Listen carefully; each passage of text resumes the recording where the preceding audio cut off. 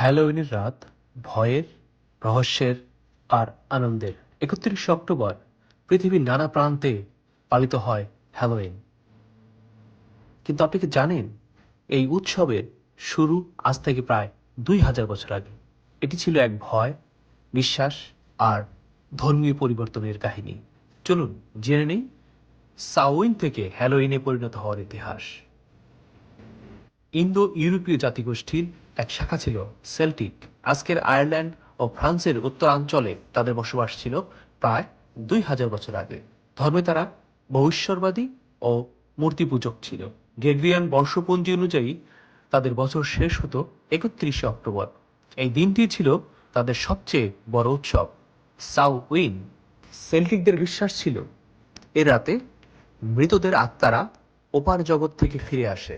খারাপ আত্মারা যেন ক্ষতি না করে, তাই তারা বাড়ির সামনে খাবার রেখে দিত।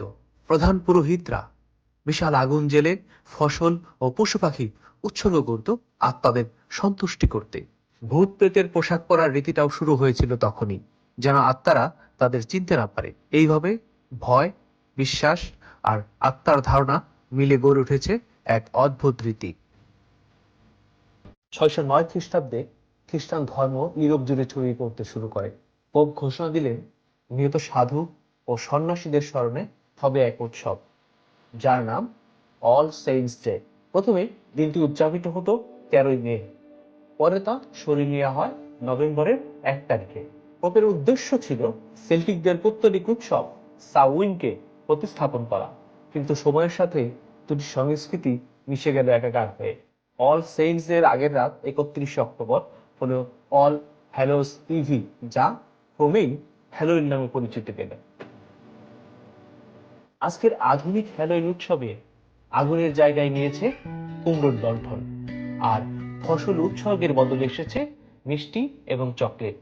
তবে মূল ভাবনাটা একই, আপনাদের সম্মান জানানো, অজানাকে কেন্দ্র করে আনন্দে মেতে ওঠা। হাজার বছরের বিবর্তনে সাউইন থেকে হ্যালোউইন হয়ে উঠেছে এক বিশ্বজনীন উৎসব, যেখানে ভয় আর আনন্দ, পুরাণ আর সংস্কৃতি মিলেমিশে তৈরি হয়েছে এক নতুন মানবিক ঐতিহ্য। সম্রাট মনির, লন্ডন, টরন্টো, কানাডা।